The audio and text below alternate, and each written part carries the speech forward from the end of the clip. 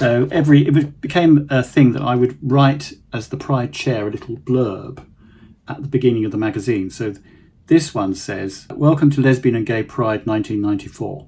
On the 26th of June 1969, at the Stonewall Inn in New York, the modern lesbian and gay movement sprang into being out of a riot. It was a spontaneous and powerful statement of independence which 25 years later still inspires lesbians and gays throughout the world directly and indirectly to live their lives their way. Lesbian and Gay Pride is the day on which our community marks Stonewall by gathering together from all over the country to make a simple statement that we exist, that we have a share in society, and that our issues matter. It is the day we look forward and we look back, the day we celebrate what we have achieved, both individually and collectively, and the day we protest for what we have not. If this is your first Pride, remember that we always need beginners. When you come to the Lesbian and Gay Pride March and Festival, you are participating in a thriving tradition of celebration and protest, which lesbians and gays have created for themselves. You are following in the footsteps of the Stonewall pioneers, the Gay Liberation Front, Lesbian Strength, and the Stop the Clause 28 campaign, to name but a few. It is now the largest annual free festival in Europe, and fittingly in this Silver Jubilee year, we have the highest profile route we have ever had, right through the heart of our capital." Things started to go slightly wrong with Faze in May. So in my diary, it says here that Gary Henshaw, who was our PR guy from a company called LEJ, is pulling his hair out to get the magazine together. Faze are taking for ages to put it together.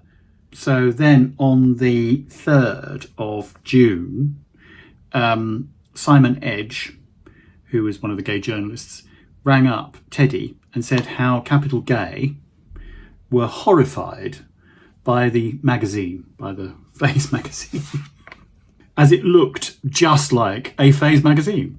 To which Teddy replied, "Well, it's not. For one thing, it's free, and we're all delighted with it.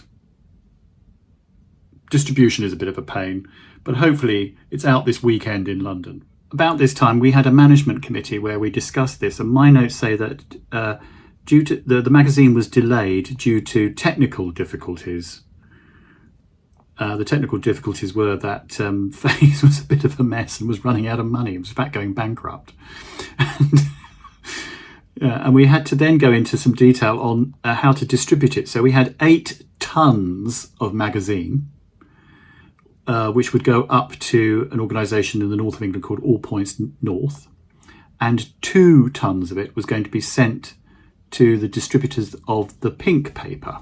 They would pay us, or supposed to pay us, a fee for doing the magazine, and it wasn't coming through. 21st of June, Kim de Testra, who was actually the chair before me but had left by this point, told me about the Faze situation, including a stand-up row in the Blase office. This was the company that produced Faze, between Peter Cummings and Ivan Massow. Ivan Massow, I think, was probably investing in them.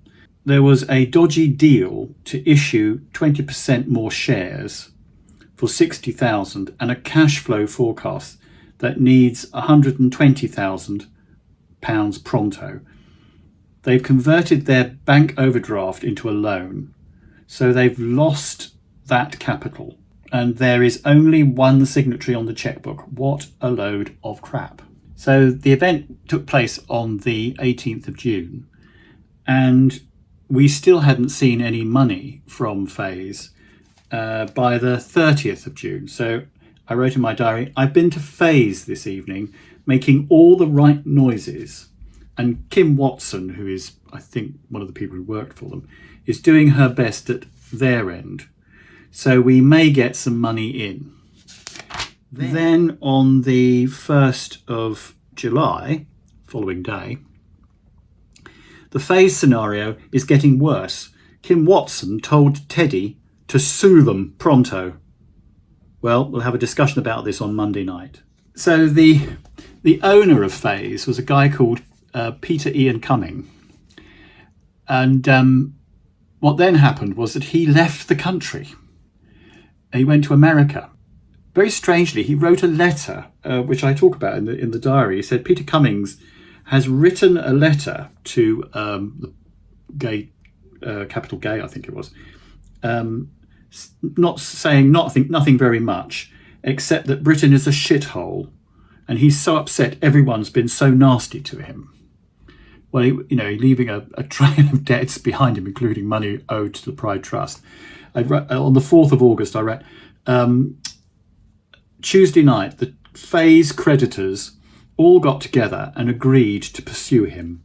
I do remember that when he wrote this letter about how Britain is a shithole, I asked the committee whether I could write a letter to Capital Gay and answer, in which I was going to say, if Britain is a shithole, were you just passing through? And they wouldn't let me do it because of the legal implications.